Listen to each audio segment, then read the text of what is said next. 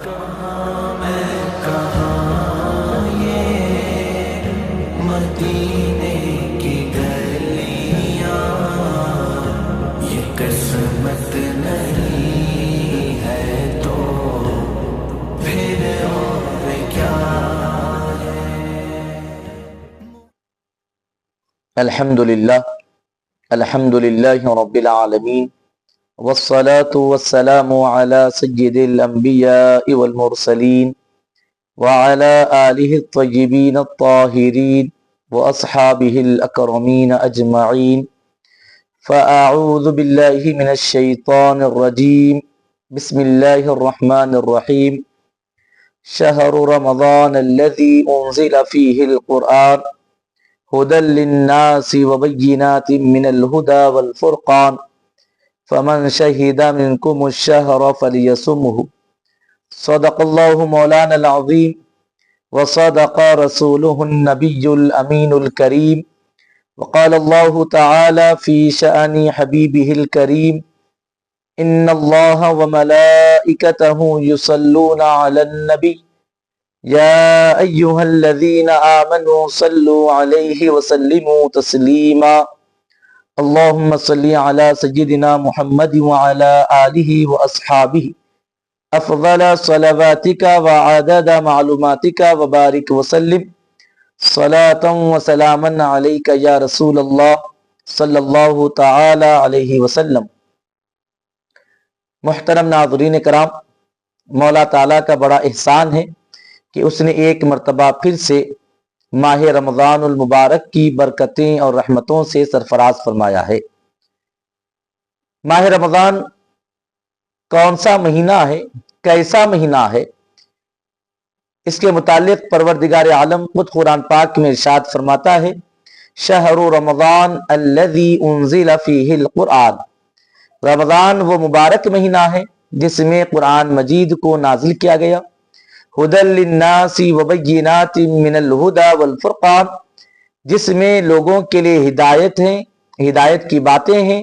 اور یہ کتاب حق اور باطل میں فرق کرنے والی کتاب ہے۔ فمن شہد منکم الشہر فلیصمہ، تو تم میں سے جو کوئی یہ مبارک مہینے کو پائے تو ان کو چاہیے کہ رمضان کا روزہ رکھے، اس مہینے کا روزہ رکھے۔ محترم ناظرین کرام، قرآن مجید میں واضح طور پر اس مہینے کے آتے ہی روزے رکھنے کا حکم دیا گیا۔ واضح طور پر اس بات کو بیان فرما دیا گیا ہے کہ جیسے یہ مہینہ ملے، یہ مہینے میں ہم داخل ہو جائیں، اس مہینے کا آغاز ہو، تو پھر ختم رمضان تک برابر مکمل 29 یا 30 دن مکمل مہینہ روزے رکھنا ہے۔ جیسے کہ حدیث پاک میں نبی کریم صلی اللہ علیہ وسلم نے ارشاد فرمایا: صوموا لرؤیتہ وافطروا لرؤیتہ، کہ تم چاند دیکھ کر روزوں کا آغاز کرو اور چاند دیکھ کر ہی روزوں کو اختتام کرو، روزے مکمل کرو، چاند دیکھ کر ہی روزے چھوڑو۔ تو اس سے پتہ چلا کہ یہ مکمل مہینہ رمضان کا روزے ہم پر فرض ہیں۔ جیسے ہی رمضان شریف کا چاند نظر آئے، روزے رکھنے کا آغاز کرنا ہے، اور شوال کے چاند کے نظر آنے تک روزوں کو مسلسل رکھنا ہے۔ اگر 29 تاریخ کو چاند نظر آ جائے تو ٹھیک، روزے وہیں پر ترک کریں گے۔ اگر نظر نہیں آتا تو 30 کی گنتی مکمل کر کے پھر رمضان کا اختتام ہوگا، رمضان کے روزوں کو چھوڑا جائے گا۔ واضح طور پر اس مہینے میں روزے رکھنے کا قرآن مجید سے بھی حکم موجود ہے، احادیث مصطفیٰ صلی اللہ علیہ وسلم سے بھی اس بات کا ہمیں ثبوت ملتا ہے، اور واضح طور پر اس کے بارے میں حکم دیا گیا۔ لیکن بڑے افسوس کے ساتھ یہ بات بتانی پڑتی ہے، مختلف احباب نے بھی اس بات کو ہم تک پہنچایا اور خواہش ظاہر کی کہ ہم ویڈیو کے ذریعے لوگوں تک اس پیغام کو پہنچائیں اور روزے کی اہمیت سے ان کو واقف کروائیں۔ محترم ناظرین کرام، چونکہ امتحانات کا موقع ہے، انٹرمیڈیٹ کے امتحانات کا آغاز ہو چکا ہے، اور موسم گرما بھی بڑی شدت پر ہے، ایسے میں اکثر نوجوان لڑکے لڑکیوں کو دیکھا جا رہا ہے کہ وہ موسم کے بہانے سے اور امتحانات کی مصروفیت کے حوالے سے روز رمضان شریف کے اتنے متبرک روزوں کو چھوڑنے کی کوشش کر رہے ہیں۔ کئی روزوں کو ترک کر رہے ہیں، اور ان کی نزدیک ہیلا یہ ہے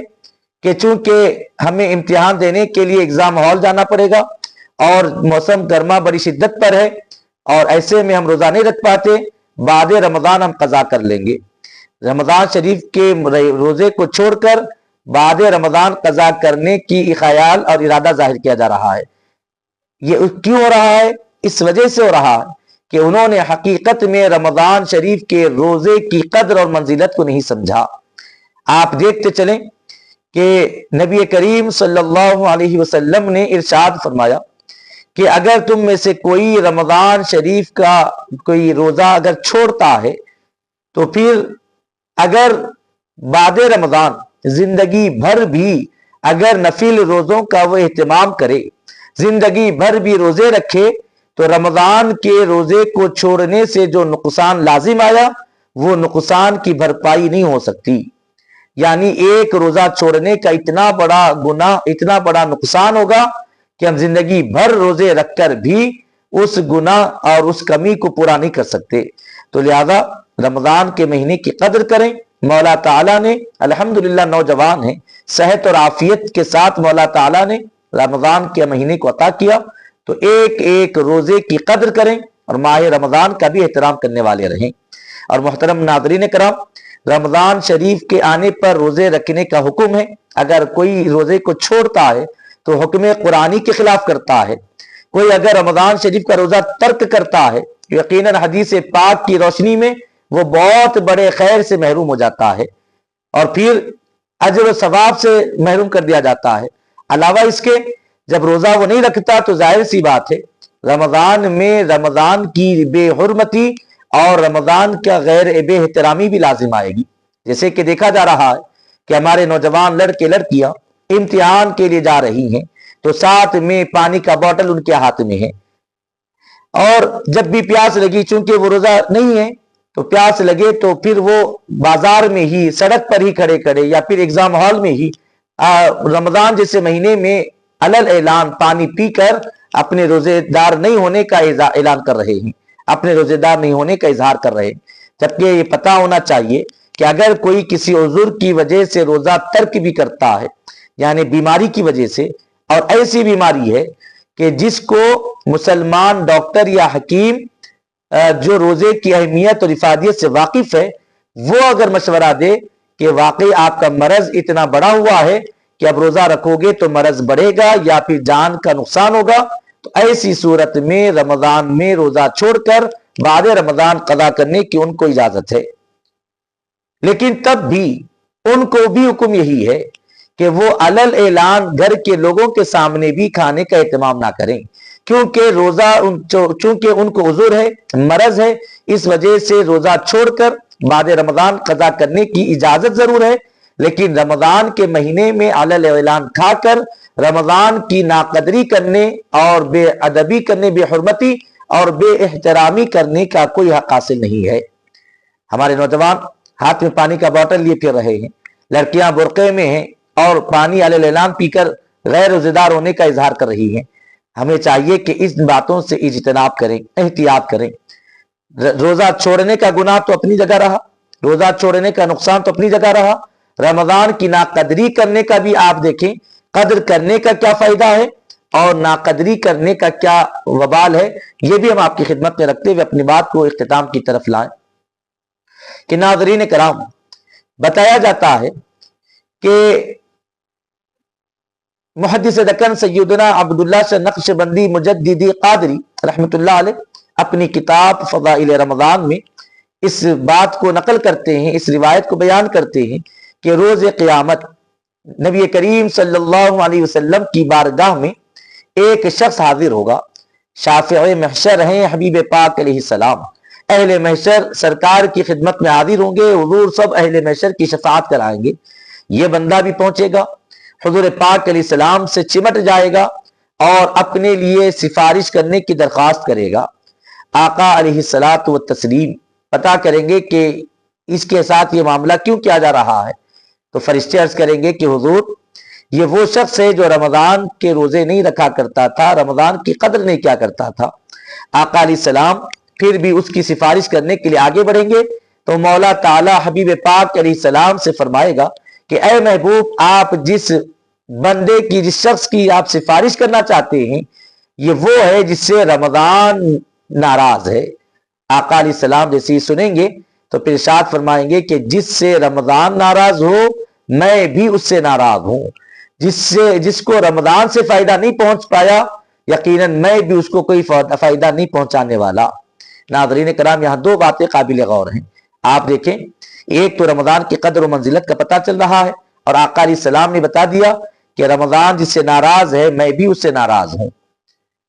اور پھر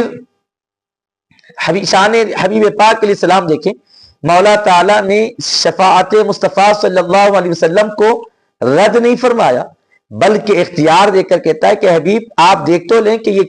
آپ کس کی سفارش کر رہے ہیں، اس سے رمضان ناراض ہے، پھر بھی اگر آپ سفارش کرتے ہیں تو سفارش تو قبول کر لی جائے گی، آپ زیادہ عزیز ہے، آپ کی شفاعت قبول کی جائے گی، لیکن آپ کی اطلاع میں بات لائی جاتی ہے کہ وہ شخص ہے جس سے رمضان ناراض ہے، اور آقا علیہ السلام نے جس سے رمضان ناراض ہے اس کی سفارش اور شفاعت کرنے سے انکار فرما دیا۔ اور پھر رمضان کا قدر کرنے والوں کے متعلق خود آقا علیہ السلام ایک حدیث مبارکہ میں، صحیح حدیث پاک ہے، ارشاد فرماتے ہیں کہ الصیام والقرآن یشفعان للعبد، کہ قرآن اور روزہ قیامت میں بندے کی سفارش کریں گے۔ روزہ اللہ کی بارگاہ میں حاضر ہوگا، عرض کرے گا کہ مولا کھانے پینے پر اس کو پورا اختیار تھا، لیکن اس نے میری خاطر تیری رضا و خوشنودی کی واسطے اس نے کھانے پینے کو چھوڑے رکھا، آج میں اس کے حق میں تیری بارگاہ میں سفارش کرتا ہوں، شفاعت کرتا ہوں، اس کے حق میں مولا میری سفارش کو قبول فرما۔ ایسے قرآن حاضر بارگاہ ہوگا، عرض کرے گا کہ مولا یہ دن بھر کا تھکا ہارا تھا، شام میں محض اس نے تیری رضا کی خاطر میری وجہ سے میری تلاوت کرنے میں مصروف رہا، سماعت کرنے میں مصروف رہا، تراویح پڑھنے میں مشغول رہا، مولا آج میں اس کے حق میں سفارش کرتا ہوں، میری سفارش اس کے حق میں قبول فرما۔ حبیب پاک علیہ السلام فرماتے ہیں روزہ سفارش کرے گا، قرآن سفارش کریں گے تو مولا تعالیٰ روزے کی بھی اور قرآن کی بھی سفارش کو قبول فرمائے گا اور اس بندے کی مغفرت فرما دے گا۔ دیکھا آپ نے، روزہ رکھنے اور قرآن پڑھنے پر عبادتوں کا اجر و ثواب تو الگ ہے، پھر یہ قرآن اور روزہ اس بندے کے حق میں شفاعت بھی کرنے والے ہیں۔ اور پھر ایسے ہی آپ دیکھتے چلیں، ناقدری کرنے کا وبال آپ نے سنا کہ حضور خود فرما چکے ہیں کہ جس سے رمضان ناراض ہے اس سے میں خود بھی ناراض ہوں۔ اور وہیں اگر کوئی رمضان کی قدر کرتا ہے تو آپ دیکھیں، مسلمان ہونا تو دور، مومن ہونا تو دور، کوئی اگر ایمان کی دولت سے محروم بھی ہے تو اس کو بھی رمضان کا احترام کرنا دیکھیں کتنا فائدہ پہنچاتا ہے۔ حضور محدث دکن سیدنا عبداللہ شاہ نقشبندی مجددی قادری رحمت اللہ علیہ اپنی کتاب فضائل رمضان میں یہ حکایت کو نقل فرماتے ہیں کہ ایک پارسی جو کہ غیر مسلم ہے، وہ مسلمانوں کے رمضان کے مہینے میں مسلمانوں کے بازار سے گزر رہا تھا، اس کا بیٹا بھی اس کے ساتھ تھا، چونکہ وہ پارسی ہیں، غیر مسلمان تھے،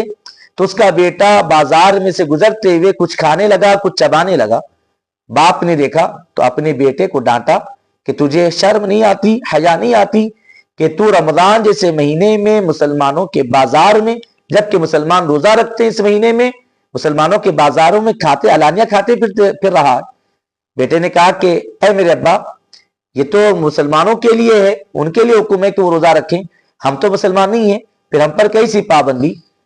تو اس پارسی باپ نے کہا کہ یقیناً ہم اس مذہب کے ماننے والے تو نہیں ہیں، لیکن رمضان مسلمان اس مہینے میں روزہ رکھتے ہیں تو ان کا لحاظ کرتے ہوئے رمضان کی قدر کرنا ہم پر بھی لازم و ضروری ہے۔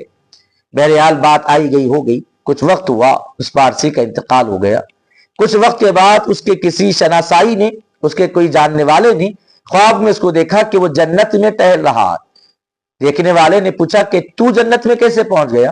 تو پارسی کہتا ہے کہ یقیناً میں مسلمان نہیں تھا، مومن نہیں تھا، کلمہ شہادت کی گواہی دینے والا نہیں تھا، لیکن جب میرا آخری وقت آیا تو مولا تعالیٰ نے یہ فیصلہ فرمایا کہ اس بندے نے رمضان کا احترام کیا ہے اور ہم احترام رمضان کی برکت سے اس کو ایمان کی دولت بھی عطا کریں گے اور اس کی مغفرت بھی کریں گے۔ بہرحال جب میرا انتقال کا وقت آیا تو مجھے ایمان کی توفیق ہوئی، میں نے کلمہ پڑھا، داخل اسلام ہوا، ایمان کے ساتھ اس دنیا سے رخصت ہوا، اور رمضان کا احترام کرنے کی برکت سے مولا تعالیٰ نے ایمان کی بھی دولت عطا کی اور جنت میں بھی داخل فرما دیا ہے۔ محترم ناظرین کرام، دیکھا آپ نے، قدر کرنے پر اللہ ایمان کی دولت سے بھی سرفراز فرما دیتا ہے۔ تو وہ لوگ جن کو پہلے سے ایمان حاصل ہے، وہ اگر احترام کرتے ہیں رمضان کا، وہ روزے رکھتے ہیں، تو مولا تعالیٰ ان پر کتنا خاص مہربان ہوتا ہوگا، کتنا فضل اور کرم فرماتا ہوگا۔ بہرحال یہ اس وقت کی اہم حالت ہم آپ کی خدمت میں رکھ رہے ہیں۔ اب بالکل یہ خلوص دل کے ساتھ مشورہ دیتے ہیں، نوجوانوں کو بھی مشورہ ہے کہ یقیناً موسم کی شدت بھی ہے، امتحان کی مصروفیت بھی ہے، لیکن رمضان کیا قدر کرنا اور روزے رکھنا بھی ہم پر لازم ہے۔ ہم امتحان ایگزام کیوں دے رہے ہیں؟ تاکہ کامیابی حاصل ہو جائے۔ تو آپ یہ بات کو سمجھ جائیں کہ ایگزام وہ ہے جس میں کامیابی سے ہمیں دنیاوی ترقی حاصل ہوتی ہے، اور رمضان وہ مہینہ ہے جس کی قدر اور احترام کرنے سے، اس مہینے میں روزے رکھنے سے نہ صرف دنیا کی بلکہ آخرت میں بھی سرخوری اور کامیابی حاصل ہوا کرتی ہے۔ تو لہذا دنیاوی امتحان کا بھی جیسے آپ اہتمام کر رہے ہوں، ایسی آخرت کی تیاری کے لیے بھی رمضان کی روزوں کا بھی اہتمام کریں اور رمضان کا احترام کرنے والے رہیں۔ نوجوانوں کو بھی مشورہ ہے کہ آپ روزہ ترک کر کر روزے خیر سے محروم ہونا الگ، گنہگار ہونا الگ، پھر توہین رمضان، بے احترامی رمضان کے بھی گنہگار ہوں گے۔ اور اگر روزہ رکھ لیتے ہوں تو مولا تعالیٰ ہماری حالتوں کو دیکھنے والا ہے، وہ ہم پر فضل فرمائے گا، اس وجہ سے بھی کہ ایک تو ہم نے روزہ رکھا ہے، پھر روزے میں ہم نے دھوپ کی شدت کو، امتحان ہال کی مصروفیت کو اور بھوک اور پیاس کی شدتوں کو برداشت کیا ہے۔ تو جتنا ہم مشقت کو برداشت کریں گے، مولا تعالیٰ روزے کے برکت اور ثواب بھی اتنا ہی زیادہ عطا فرمائے گا۔ جیسے کہ بتایا گیا نا، الصوم لی، ابھی اللہ رب العزت ارشاد فرماتا ہے، الصوم لی وانا اجزی بہ، روزہ میرے لیے ہے، میں ہی اس کی جزا دوں گا۔ محدثین کرام نے اجزی بہ کو اجزا بہ کی بھی تلاوت فرمائی ہے، تب تو اس کے معنی یہ ہوں گے، بندے نے میری خاطر کھانا پینا چھوڑا تو اس کی برکت اور اس کی عوض میں میں خود بندے کے ساتھ ہو جاتا ہوں۔ کسی بندے کو وہ اجر دیتا ہے، کسی بندے کے ساتھ رب خود ہو جاتا ہے۔ تو وہ کون ہے جن کو اجر ملتا ہے؟ وہ کون ہے جن کو اللہ کی قربتیں حاصل ہوتی ہیں؟ تو ظاہر سی بات ہے، بزرگوں نے بیان فرمایا